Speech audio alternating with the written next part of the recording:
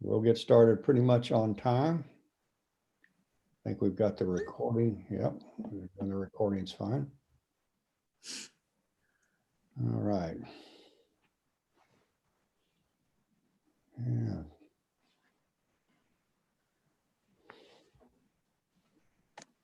Now people are coming on.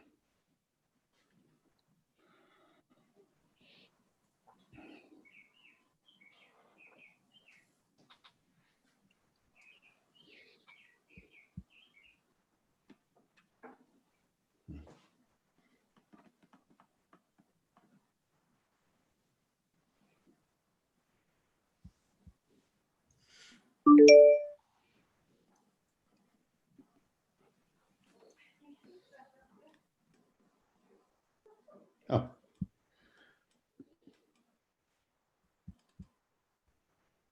Gee, Minnie.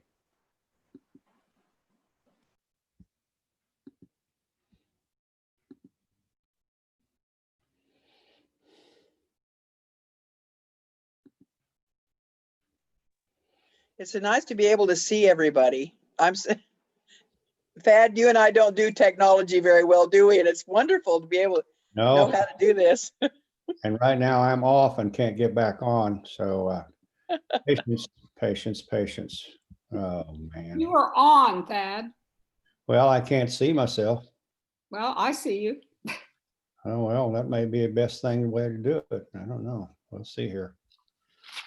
So we can hear you and see you. So I'd go on and get started. Okay, well, we ought to get started then. I'll work on it here trying to get on. Well, let me just go ahead. I'm looking at a screen that says launch meeting. I can't, in my theological perspective, can't get the damn thing on. Mine usually minimizes down to the bottom ribbon, and it's a different window than the one that says Zoom meeting. I'm just getting launch meeting right. That's all. I'll work on it if you can hear me, everybody. You look pretty normal to me, Thad. I can see you and hear you. Oh, I tell you, I know. Well, thank you very much. Okay, well, folks, a couple of things, and some of you are used to this, and you'll probably have to lip sync me, but please want to mute yourself, and we're going to have a usual thing. I'm going to be doing an introduction to the series, and then to the two outstanding presenters that we have, and at the end of their presentations, where we're going to have a discussion among all of us, and they'll kind of be able to do that. I think we'll do well on it. First of all, again, good morning, and you are get special merits for getting up this morning, given the sun's not really out. So thank you for coming. And I want to say again that this is made possible by many of some of you anyway are directly responsible for publicizing this, but it's made possible by the ECO team at the First Presbyterian Church. And we do it because we're an Earth Care congregation of the denomination, and which means we're required at least to be certified to show Earth Care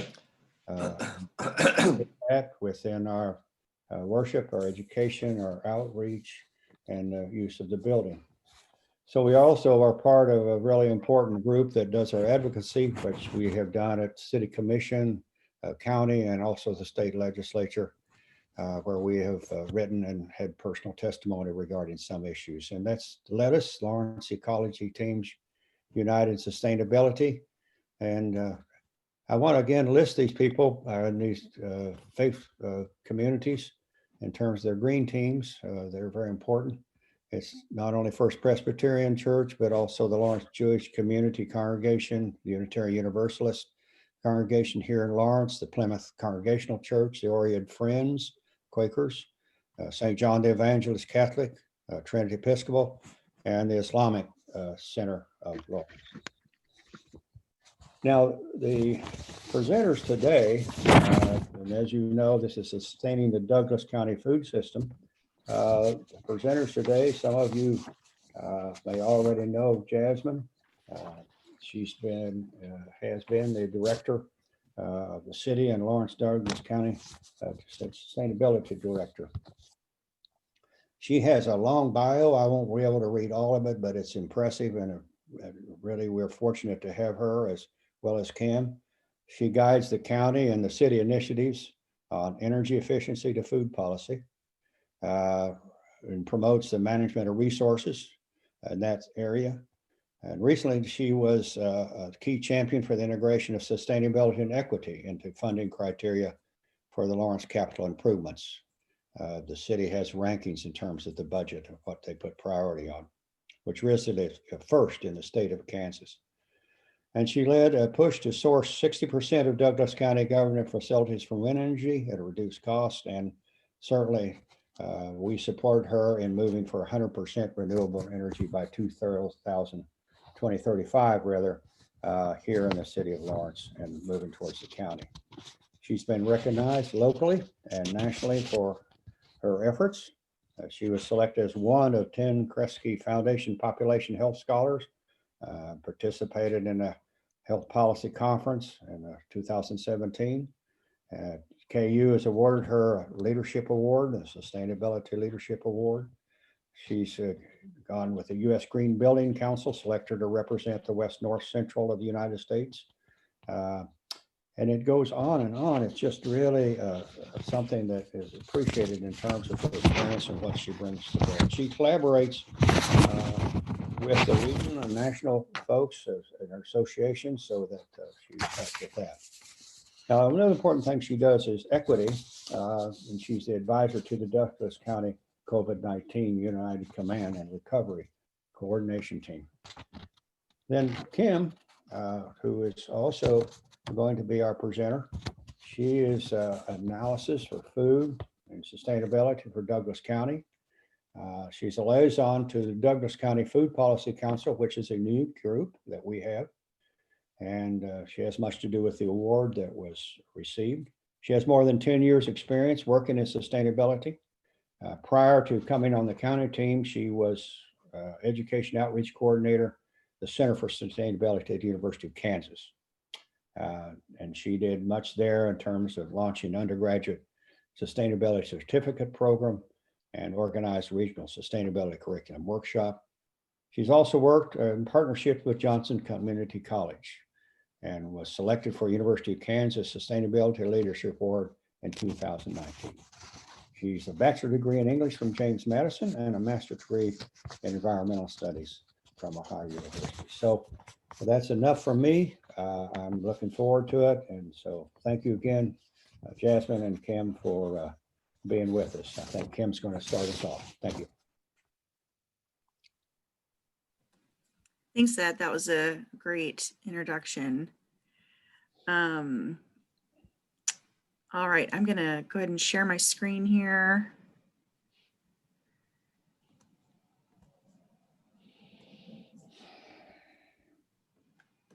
I think.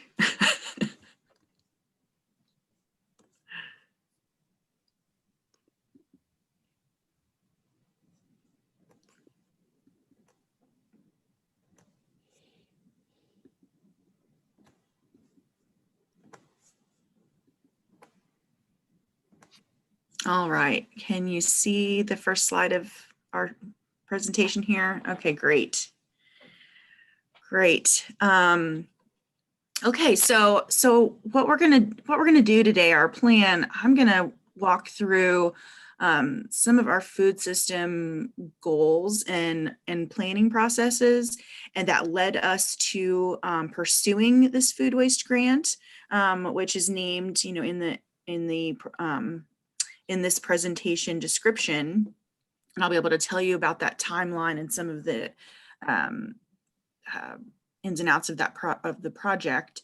And then Jasmine is going to share with us a preview of the upcoming climate adaptation planning process for Douglas County, and engage us in some maybe a little bit of brainstorming on that, just to kind of get momentum going toward this exciting process that we're launching. Okay, so just to start, when we think about our food system planning and priorities, there's so many components that we have to consider. There's everything from economic development, job training, and job stability, as well as the health of our food and the access to that food and how people are able to get to their food, and able to be able to benefit from it. Equity has a role in that as well, and in particular inclusion in priority setting and decision making, as well as in inclusion of cultures in our food, and our food system and our food availability and offerings. And then, probably what we think about a great deal, or at least I know I do when I initially think of food system, is soil and water and everything that's making that local food possible. And then, facing climate instability and what does that mean for the foods we can grow here in our region in Kansas. And then again, what we'll be focusing on a little bit toward the end here, there's also this component of waste reduction and the opportunity for recovery of waste to divert that to other places in our food system. So the Douglas County Food Policy Council, which was founded in 2010 as a county body, and then became a joint city-county body in 2012, if I'm not mistaken, 12 or 13, sorry, I should know that off the top of my head. So it is a joint advisory board appointed by both the city and county commissions, 16 members that represent a wide variety of sectors of our food system interests. So we have some important liaison positions, including the Extension Office, Public Health, the Chamber of Commerce, and then we have other more open and flexible seats, appointment availability on this council, but making sure that we are covering 5 sectors, or I think it's 6 if you include agricultural producers. So making sure there's 4 designated seats for agriculture producers, such an important voice to have, not just your urban ag, but also your rural ag and your animal ag and your different types of production that's happening within Douglas County represented there. Also, some of the other sectors we consider are healthy food access, equitable food system, local food economy, resource conservation, and food waste. So there's a kind of a formula of, wanting to have, 2 to 3 representatives from each of those sectors. And so there's overlap that happens a great deal. But as long as we have all of those perspectives, lived experience, passions, professional experience on the council to represent all those areas, we'll have a really good and diverse council.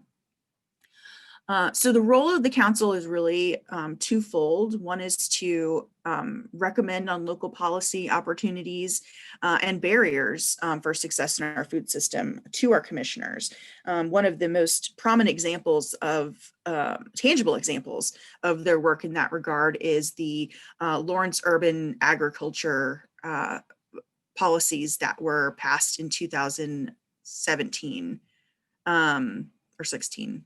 Sorry, the decade all kind of meshes together. So what this did was, it wasn't that urban agriculture wasn't permitted before, but there were no guidelines for it. And so this actually codified the fact that, yes, you can have chickens within certain parameters. You can have bees within certain parameters. You can grow food in your yard. And so really didn't regulate to the sense of not allowing it, but made it actually, in writing, these are things you can do and here's how to do it. And then the second big role of the council is that of convener, understanding that these 16 members, as widely experienced as they are not going to get all the work done in the food system. They're already, we live in a fantastic community with so many amazing agencies, nonprofit partners, government departments that are already working in these areas that affect food and that are are great partners. And so sometimes it's not having to recreate the wheel or start something from scratch. It's find the people who are already doing the work and having these conversations and make the connections to really continue that momentum toward the progress that has been prioritized for our food system. And fully recognizing that the goals of our food system plan are being carried out beyond the work of the Food Policy Council, and celebrating that, because again, there's so many great organizations and agencies that are working on these things constantly. So that brings us to the food system plan, which was adopted in 2017 and developed through a really comprehensive community engagement process, wanting this to be a community-driven plan, not just some stakeholders around a table putting it together, but what does the community see as needs for our food system? What does our community prioritize as assets for our food system? What do we want to work toward in the next 10 years? And so this plan was put together through this almost 2-year engagement process. And as I said, adopted in 2017. So we're reaching kind of a midpoint and exploring ways on how to report on the progress that's been done on this plan, because there has been a great deal. And what will and then move toward, what could the next 10 years look like? So the goal areas outlined in this food system plan are here before you, involving regional food economy and economic development, conservation and resilience for our agricultural lands, and those resources that affect agricultural lands like water quality, et cetera. Healthy food access, and that includes built environment issues like transportation to food, walkability, things like that. Equity in the food system, which focuses on, assistance programs, root issues of food security like poverty, and diversity, cultural diversity in the food system. And then food waste elimination, which again, we'll get to talk more about some of these goals today. The work of these goals, we have allocated to, or rather we work on in a more focused way in 3 working groups on the council. So each council member is asked to join one of these 3 working groups that really kind of get more into the hands-on work of these priorities, connecting with partners, seeking opportunities for progress, being, making sure we're in tune to conversations that are happening in these regards. And so some of them have given themselves really well thought out, complicated acronyms like FORWARD. And you can see that is food recovery, waste reduction, and diversion, overseeing goal 5. Health equity, overseeing the really intertwined goals of 3 and 4, and then Aggies, as they have been referred to, but I get the strong impression they want to change their name, so we'll see where that goes. But oversees progress, or rather shepherds progress in economic development and agriculture. So just as we again move toward the exciting part of this grant, I just want to give some illustrations of what each of these groups has recently, what their work has kind of represented. So for this goals 1 and 2 Aggies group, one of their recent accomplishments was working with zoning and codes to develop, really to kind of decipher what agritourism permitting and guidelines looked like, and making that more accessible to, because if you look at zoning codes, sometimes it's really, maybe all the time, it's really a, kind of a mystifying thing to decipher. And so wanting to, for businesses in Douglas County that wanted to pursue agritourism designation, so that they could diversify their business of what they're offering there on their farm. And so that was one accomplishment. And then what they're working on now, and you may very well have an opportunity to participate in this, is drawing up a response to the Grow in Kansas Strategic Development that the Kansas Department of Agriculture has made a call for. So basically, the Kansas Department of Agriculture is actively seeking input from communities in Kansas of what sort of agricultural economic development they want to see. They want to see and they're well suited for. So rather than, one interpretation is rather than saying, hey, this company wants to come to Kansas and this would be a great community to put it in, here you go, actually having the community say, here's what we're really looking for. And then being able to proactively make those connections with the community. So it's kind of a community-led, a community-sought development opportunity. And so they've identified 16 agricultural and agricultural support sectors that would be well suited in Kansas, depending on what the communities, resources the communities had available. And so they're going to be putting out a survey through Lawrence Listens that anyone can respond to. You don't have to be a producer.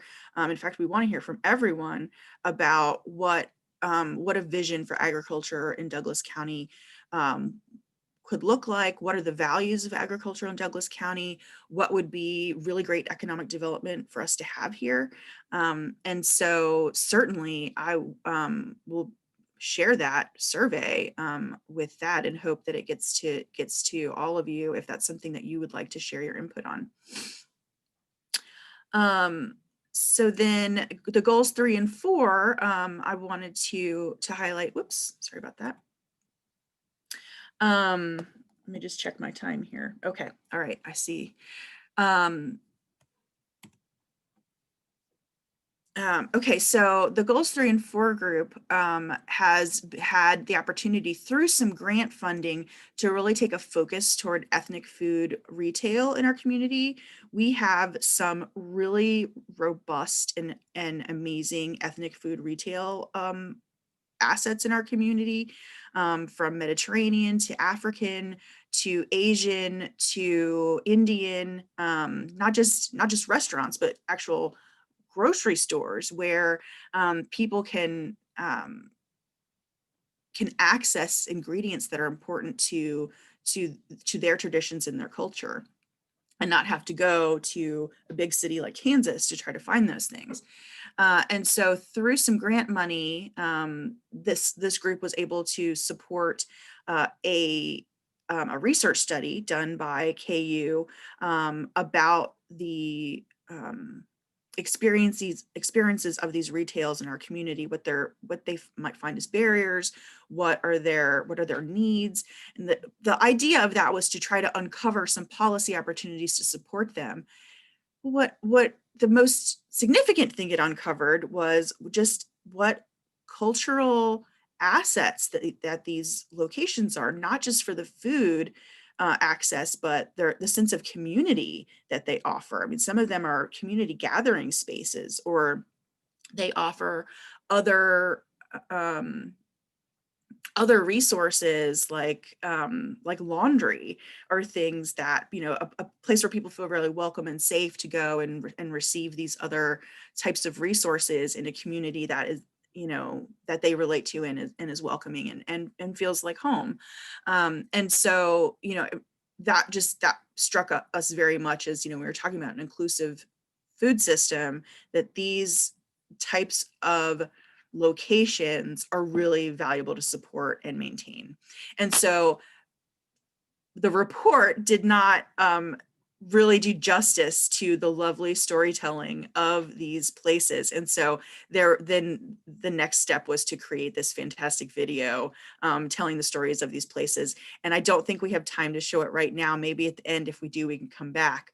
But it is here, and hopefully everyone will get to watch it at some point.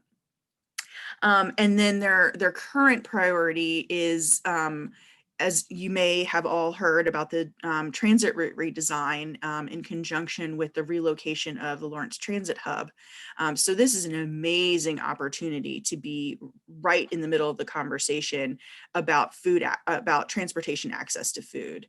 So if there are neighborhoods that are having, their connectivity to get to a grocery store is so cumbersome that that this is a real chore for people to get to this basic asset, this is an opportunity to make a difference in that. And so this group really was very at the really trying and have been welcomed to be part of this conversation to make sure that that's a major component of considerations. And it already was. Our community is already proactively thinking about that, which is really great.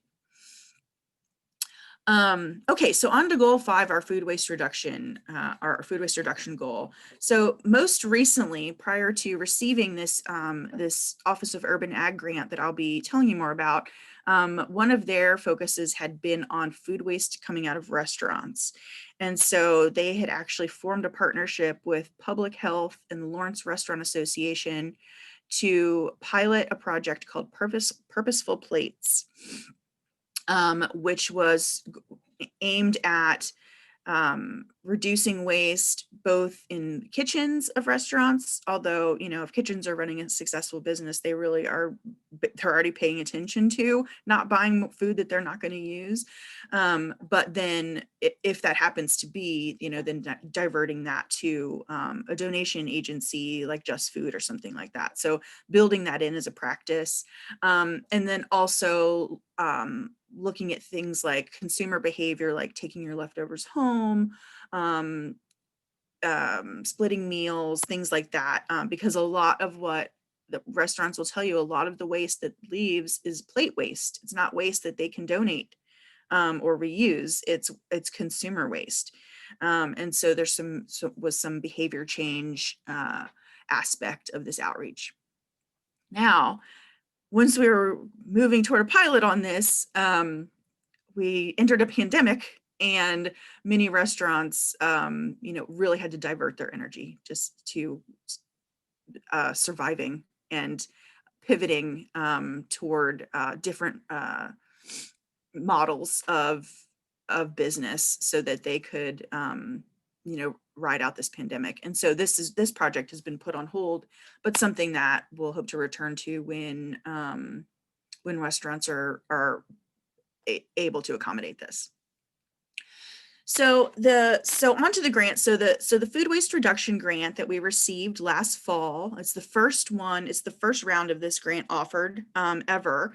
Douglas County was one of 13 communities in the country to receive this. So very honored for that.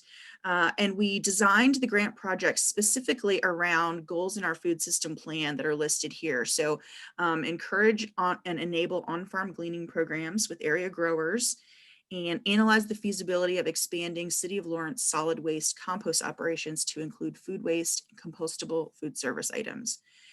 So the grant, as the call for proposals, and as the name suggests, had to include a compost component. That had to be a pivotal part of the grant. But then they also asked for another food waste reduction strategy that was more flexible and unnamed.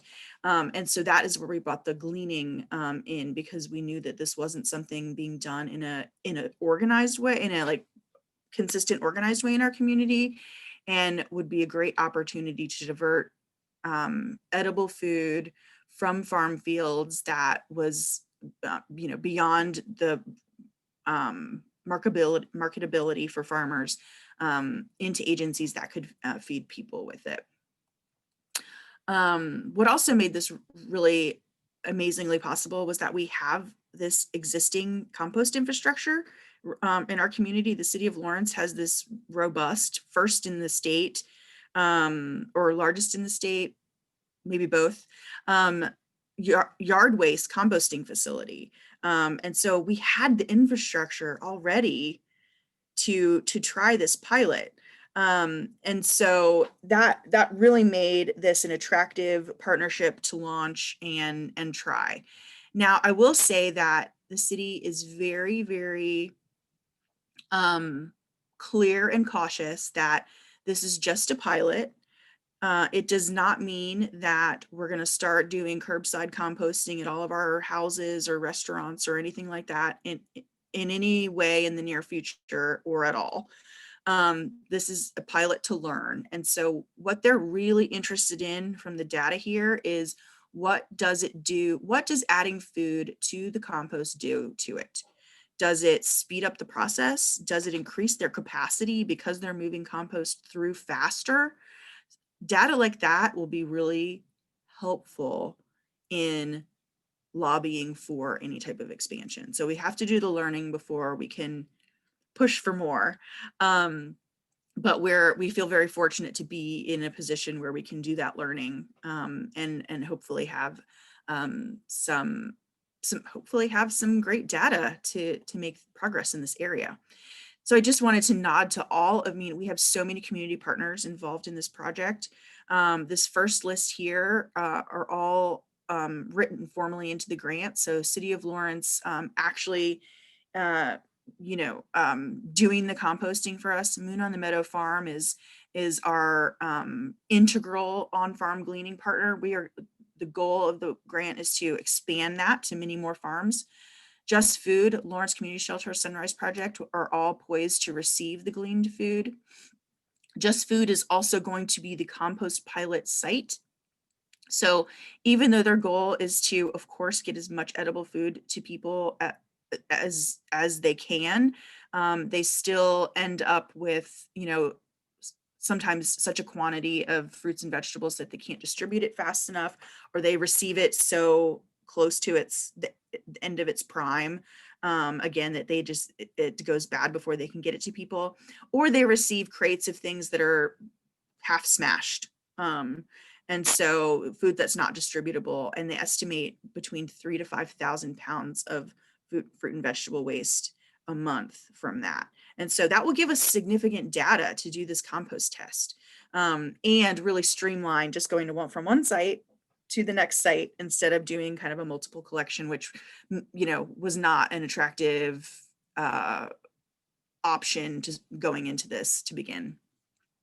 And then since we received the grant, we were able to form relationships with After the Harvest and Community Organized Gleaners, which is a small group of farm hands that organized last year to do some gleaning in Douglas County. And so these two groups are going to help us with the physical gleans, so that we can focus more on the relationship building and logistics of getting this food to more agencies in Douglas County, where they can be on the ground doing what they are already really well set up to do. Yeah. Oh, and a bit about the timeline. Let me add that really quickly. So we received the grant in the fall. The hope was to start projects in the fall, but Just Food, after the grant was received, had the great fortune of receiving enough funding to do a much needed renovation to their facility, making their facility more robust with kitchen space for trainings and potential prepared food offerings. Also more space so that, in this pandemic and whatever comes next, there's more space for people to safely move throughout the facility. And so they had moved to a temporary location at the Peasley Center, which is several miles from where they're currently located. And that made the transport of compost just next to impossible with the infrastructure that we have in place. And so they are to be back in their facility, hopefully in February. That's the latest I hear, and that's what I'm hoping for. And we'll get started as soon as they're back, because that transport will be a lot easier from one next door neighbor to the other, which is where the compost facility and Just Food are currently permanently located. All right, and so just a little bit more about the council and ways to get involved. Council meetings are open to the public the third Monday of every month, unless that day is a holiday like this month. And then those 3 working groups are open for anyone to join who wants to be part of those conversations. We post our public agendas and minutes online, and you can also sign up for subscriptions through the city website to get meeting announcements and things like that.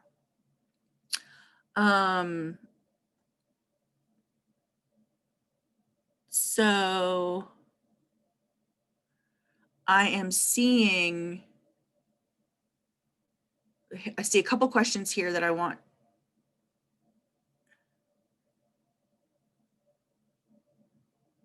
to address. No, we have not technically eliminated food deserts in Lawrence Douglas County, though we are keenly aware of them. And those are some of the areas that we'll be specifically looking at: transit access and how easily they can get to grocery stores through transit changes. And yes, I may have just answered this for all of you, but want to make it clear that food compost will not be accepted in your yard waste compost. We are only going to be taking compost from Just Food. And the reason for that is we want to be very keenly cautious of contamination and make sure that we're only getting exactly the foods that they want to accept in this pilot. But if all goes well, that's a conversation that could continue. But for now, that's not going to be part of our pilot. Okay, so with that, I think I'll turn it over to Jasmine. And what do you think, Thad? Just save questions for the end for both of us?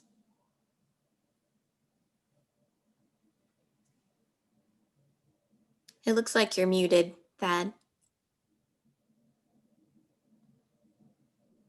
Yes, I was muted. Thank you. I think have Jasmine finish up and then we can take questions from everybody and have a discussion. I don't think it'll be pandemonium. So let's go. Great. Well, thank you, Kim. And as you can see, there's just a lot going on in terms of the work of the Food Policy Council and the Food System Plan. We're really fortunate to have Kim on board to be involved in this. Before she came on board with our office, she was actually the chair of the Food Policy Council and had been involved with that group for several years. So the last 10 years in Douglas County and the work that has been done, not only has it, moved us forward in the ways that Kim talked about, but our community has been nationally recognized for the work that's been done, and both regionally and nationally. And that's one of the reasons why we were successful in getting that grant that Kim talked about for this first round of the food waste reduction grant. So building off of that, that's just one aspect of how the city of Lawrence and Douglas have really been leaders in the state and for decades when it comes to environmental policy and action. And that's really because of people like you that care about these issues, that value sustainability. And if people like you weren't having these conversations and didn't talk to your elected officials about it and weren't having, conversations just in the community about it, we wouldn't be able to do the work that we're doing. So we just want to acknowledge that, similar to what Kim mentioned for the food work, that's only possible because the community is sharing the work. The work in sustainability is only possible because we have support from the community. So thank you for hosting things like this, where you're really continuing to have the conversation and learn more about what's relevant in our community. So I'm going to shift to climate change. And this is something that, again, our community's been talking about for a long time and has cared about for a long time.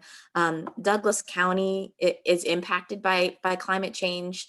that can seriously affect our people, our ecosystems, and our businesses. And so we have acknowledged that we need a comprehensive plan, a strategy to adapt to the climate change that's happening in Douglas County now, and to actually slow the progress of climate change. And the only way to create that type of plan that serves everyone is to pull in voices from every corner of the community, and that includes groups like yours. So this slide really shows those two components. So looking at what causes climate change and how can we reduce our contribution to that, and then looking at the effects of climate change and how do we need to make adjustments. Now, this is a picture of a wall that was developed by a third grade class in Lawrence, and it's one of my favorite images because it shows that, you know, even our youngest community members are talking about this issue and care about this issue and understand some of the big ideas around this. So, so these were all developed and researched, and they're looking at ways that they can make change even at their local school. So this was before the pandemic shut everything down, but I know that the teacher that was leading this class is continuing to champion this issue. So it's always really exciting to see young people involved and passionate about this. So Kim, if you would just go to the next slide for me. So as we all know from the pandemic that we've been experiencing for almost a year now, taking time to make a plan when we're experiencing a crisis can feel like we're taking time away from like taking action. But I want to just remind us that that planning component is really critical to our long-term success. So this is, you know, an image that really resonates that, you know, in order to make change, we have to look at the systems, and by making change at the systemic level, then we can have really broad and impactful change that impacts, you know, a large group of people, a large community, as opposed to just focusing on the individual action that needs to happen. Now, that's not to say that we're not continuing to take action now, but I just wanted to highlight that the planning stage is really important, and the food system plan is a great example of how we were able to, as a community, take time to be really intentional about what we wanted to focus on, and Kim laid out those focus areas. And because we had that that plan, we're able to make progress on it. And so that's the same thing that we're talking about with a climate plan. And I also want to acknowledge that Lawrence has a climate protection plan that was adopted over a decade ago, and we've made significant progress on that. And so now we're at a point where we are revisiting, you know, how much progress we've made, and then what do we need to do for the next 10 years, the next 20 years. And also that first plan did not address how we need to adapt to the changes that are happening because of climate change. And so that's a new component that we're bringing into this next process. So I want to highlight a few of the actions, and Thad referenced a couple of them when he talked about my bio.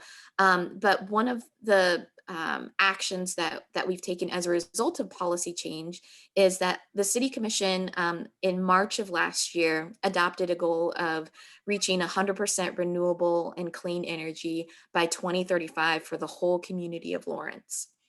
Now, since that that policy was adopted in March, the City of Lawrence is now sourcing 98% of its electricity for city buildings from wind.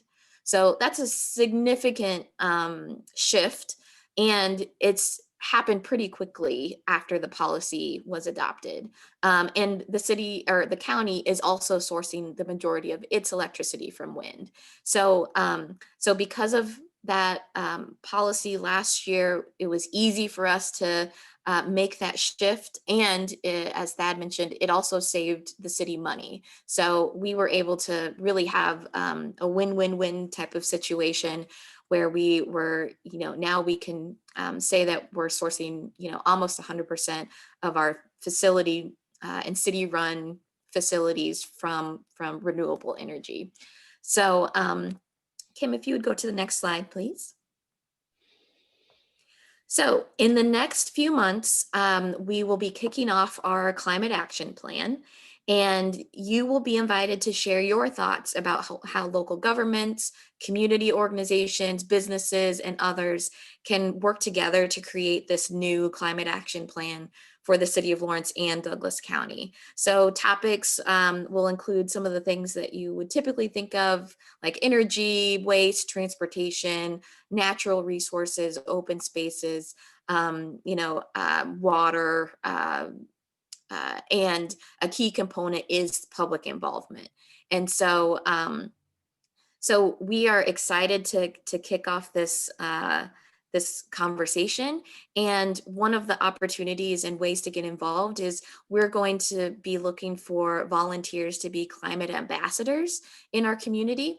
And those climate ambassadors are people who are willing to learn more about these issues like you are this month, and to talk to their friends and neighbors and congregations about these topics, and then collect some feedback and send that feedback to us so that we can integrate that into our planning process. So this is all going to be done virtually because it's not yet safe to gather in person in groups. So we are developing our climate ambassador program right now, and more details will be coming out next month about that. If that's something that you're interested in, and you're interested in it already, we will gladly put you on an email list and notify you as more details roll out in the upcoming month. So I think that has our contact information, and we're happy to share these slides as well. But if anybody has wants to know more about climate ambassadors and how you can volunteer for that, please just email us and we'll put you on the list. So, so with that, we will take a few minutes just to gather some input from you today to kind of kickstart our process. So Kim, if you would just go to the next slide. So we know we have a great group of people here today, and we want to take advantage of having you in this space. And so I'd like to invite you to think about, what are the 3 most pressing issues in Lawrence and Douglas County when it comes to climate? And I want you to give some thought to that, and then put those 3 issues in the chat, and we will actually collect this information today and start to add it to our planning process. So, so I would invite you to just take a minute to add your 3 most pressing issues when it comes to climate in the chat now. And we're just going to hold some space for that.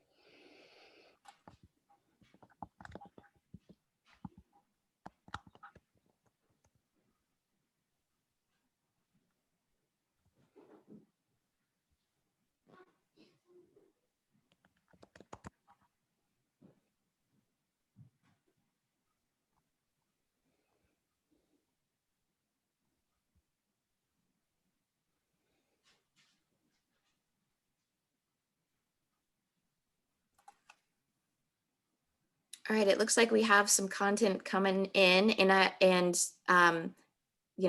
if you have more ideas or haven't had a chance to put them in, just do that before we end today, and Kim and I will take all this info back to our process. So with that, thank you again for inviting us. There's going to be, 2021, there's going to be a lot of information coming out of our office related to climate or climate plan for sure. And hopefully you'll hear some other things too we have in the works. I saw one of the questions in the chat was about the plastic bag ordinance. So I can give an update on that. And then I think we can transition to other questions.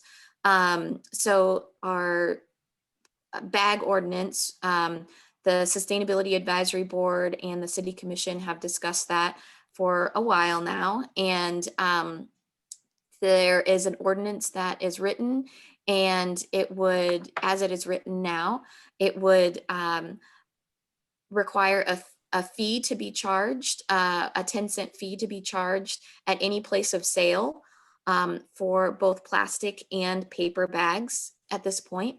And the point is to have consumers think about their choices and to encourage people to bring their own bags. So so the ordinance has been drafted and it is on the City Commission's radar, and we're just waiting for them to schedule it on one of their meetings. There was a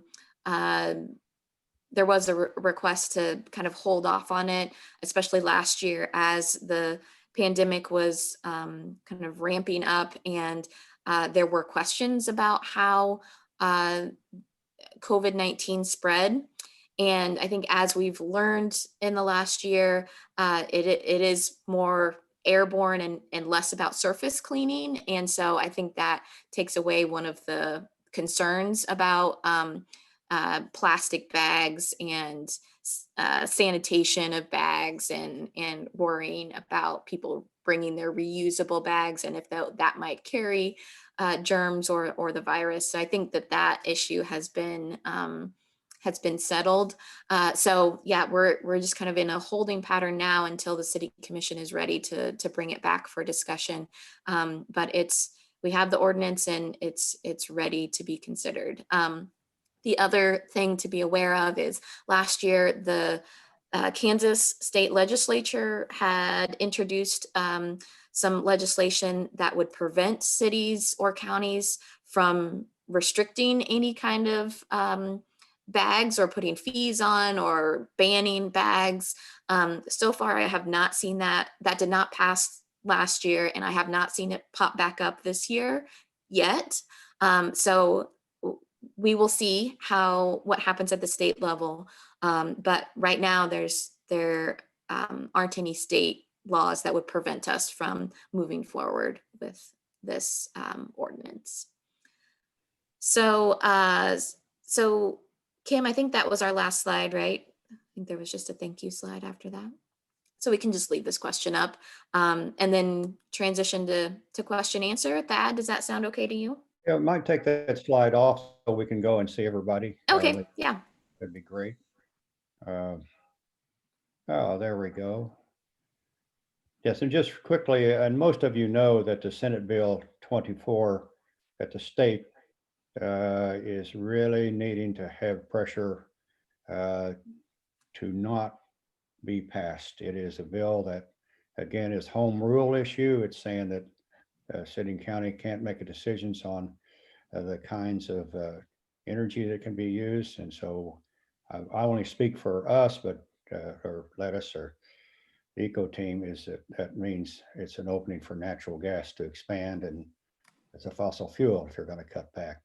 But listen, folks, if we got a little bit of time, I think it'll work. Unmute yourself if you have a question, raise your hand, and you may have a comment or you want to ask Kim or Jasmine a question. Okay. Anybody?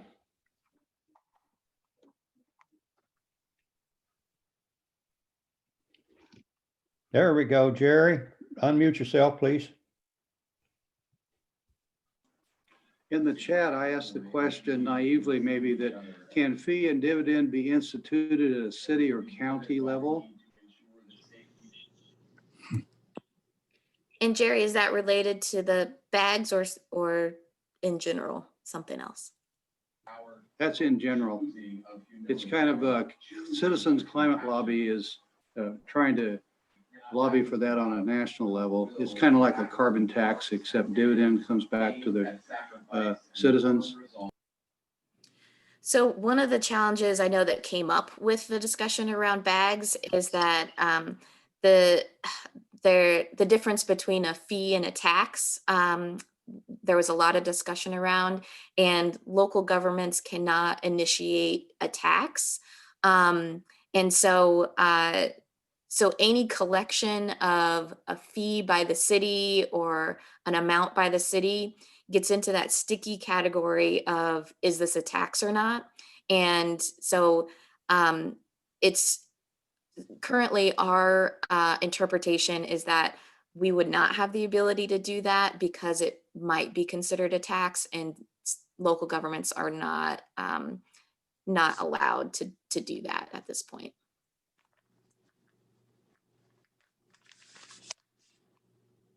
Have other questions or comments from folks?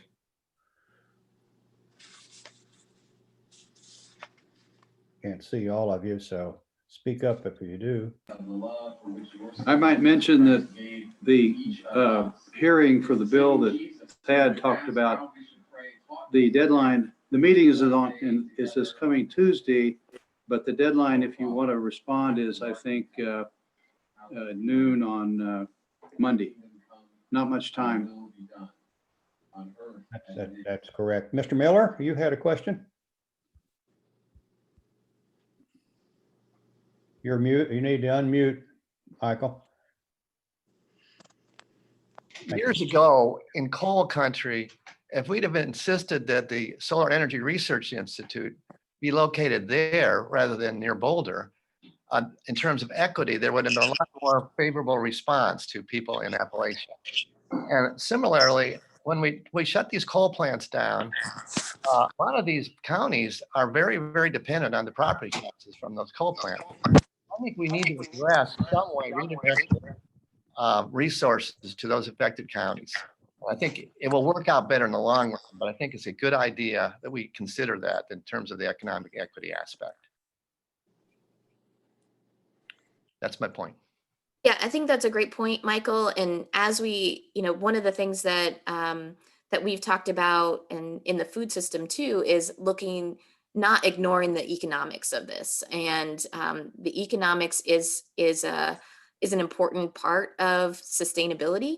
I will point to, and I'll look up the link and share it in the chat. The City of Lawrence is in the process of developing an economic strategic plan. And so I would encourage you to take a look at that and submit some comments related to your thoughts around how supporting renewable energy in the economy might be beneficial or a component of that plan. So I'll share that link either in the chat or send it out to Thad to distribute as well. Thank you. Yeah, Michael, I think I probably have your email, but be sure you put it in the chat. Okay. Thank you. Others have comments or questions?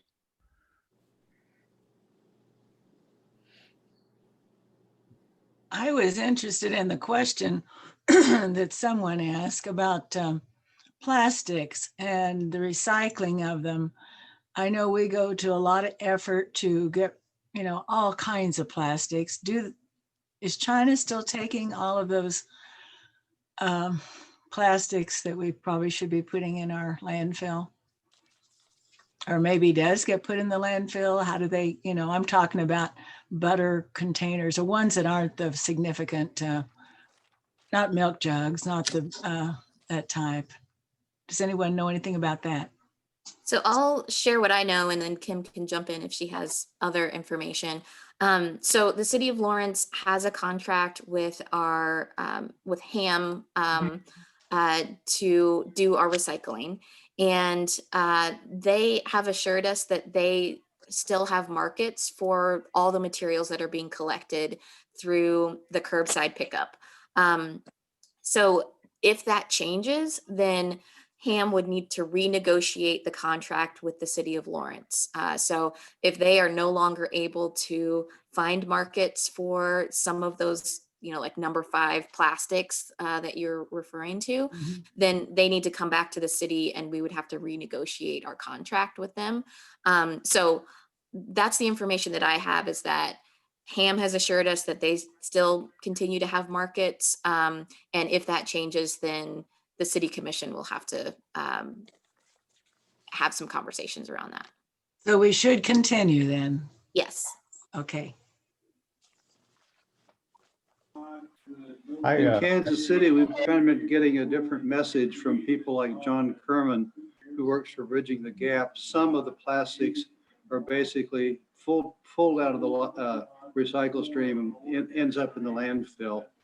If they end up being shipped overseas, a lot of that plastic ends up in the ocean or burned.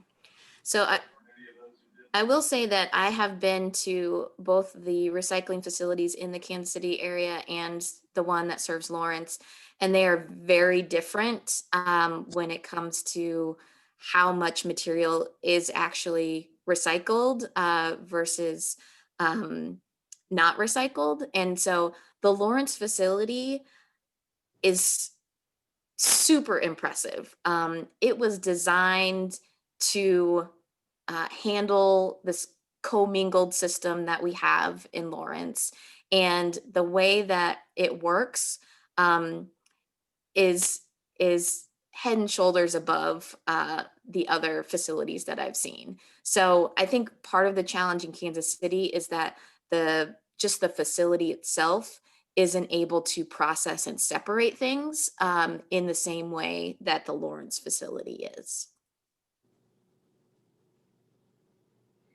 Do you, Kim or Jasmine, do you have much feedback yet from, this is probably impossible to determine, but from the developers in terms of new construction following lead directions in terms of the climate change issue? So I haven't heard anything recently. I will say that the city of Lawrence does not have any requirements for building to LEED standards. We do have some incentives that are associated with that.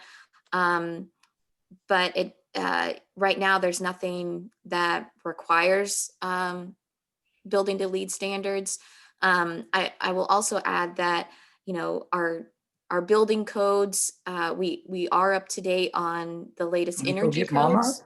And so in terms of energy efficiency, we're on the right track, but there's definitely room to grow in terms of integrating sustainability into some of the other elements of the building code. Okay, thank you.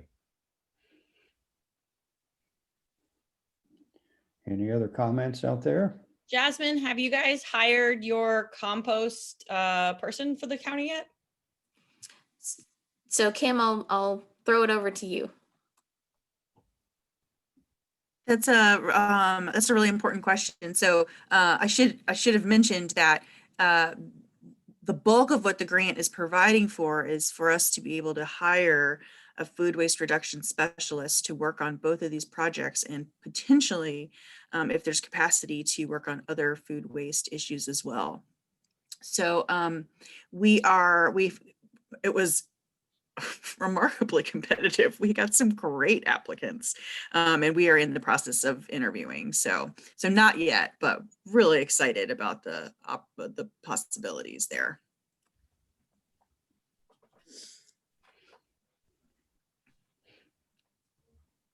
This is for, I guess, Thad, or I didn't catch who spoke before, but what ways can we put pressure about this bill that you brought up, Thad? Do you have an action plan or people to reach out to specifically? Well, Jerry can chime in and others can chime in. Basically, there's an opportunity to do, you can do Zoom testimony, but you can send in written testimony. And if you'll email me, I'll give you all the information of where that's in that written testimony. And basically, we're going through Zach Bistora now with the Sierra Club and because you have to have 15 copies of your testimony for distribution to the committee. And so that'll be sent on to him, or at least I'll send you that email. But if you want to do a virtual presence, you can do that also. So is that, I don't know if that confuses or helps you. That's our strategy right now. And I'll I be know on. that the Climate and Energy Project is one of those spearheading the testimony before this committee. And if you Google Climate Energy Project, you can get the information you need there if that can't get it to you. No, that's it. Thank you, Jerry. That's very, very well said. They have all that information there on Climate Plus Energy. I would also add that both the city of Lawrence and Douglas County are submitting testimony in opposition to this bill. So that will be part of the record. Thank you. That's good. Friendship is not just something we experience, it's something we practice. Any others? Yeah, on the question of the plastic bags, so basically we can't do anything to eliminate the free use except just voluntary compliance with the public to bring their own bags. Is that what you're saying? So currently, nothing's been decided by the city commission. The proposal that will come before them for consideration will include that a fee that is required to be collected by the retailer per bag. There was some discussion early on about bans of plastic bags, and that was part of the discussion, and it was decided to move forward with the fee model. So currently there's nothing that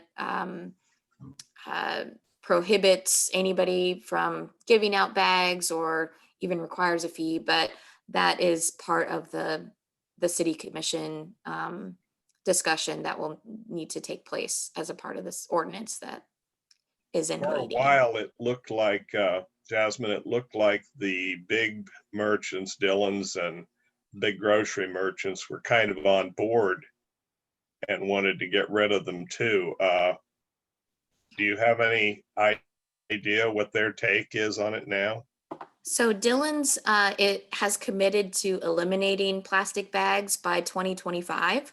There is also a collaborative that includes big retailers like Walmart and Target, and some other major grocery stores that are working on technology that eliminates plastic and replaces it with like a biodegradable bag that is functional.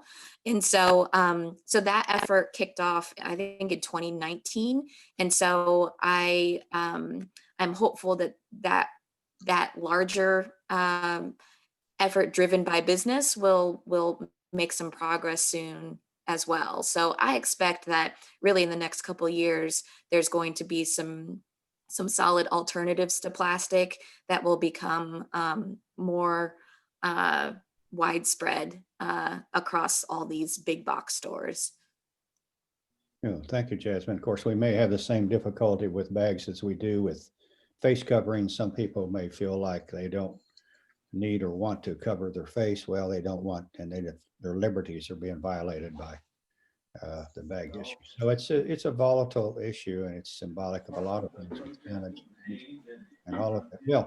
Okay, we are running out of time now, and I just want to thank you all for being with us this morning and for your efforts to stay with the urgency of what we're talking about in terms of these concerns. And next week, we have an interesting topic about refrigerants, which we're knowing is more and more important as we move into how do we protect and keep our drug manufacturers in terms of vaccines. But there are other areas too as we move into the future and climate change. So I hope you'll return at that time. And again, if you need, you got any questions or not, why, please email me at tjholcomb, that's with an E on the end, @gmail.com. And Jasmine, Kim, thank you again for all the time and effort you put into this. It's really appreciated.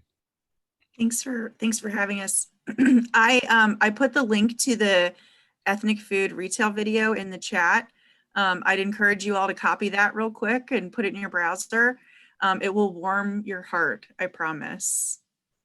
I think there's some way to preserve the chat, and I haven't figured that out yet, but anybody know how we do that? So, So if you look in your chat, there should be something that says file in the, yep, I got it. right next to that are 3 dots. Yes. And if you click on those 3 dots, you should be able to save chat. All right, just save chat. Well, that's okay.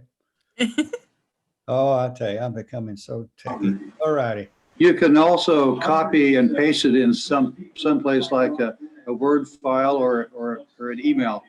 That's true. That's true. Okay. I'll probably do that as well. So I'll be doing that and see if I can't take care of that. All right. Anything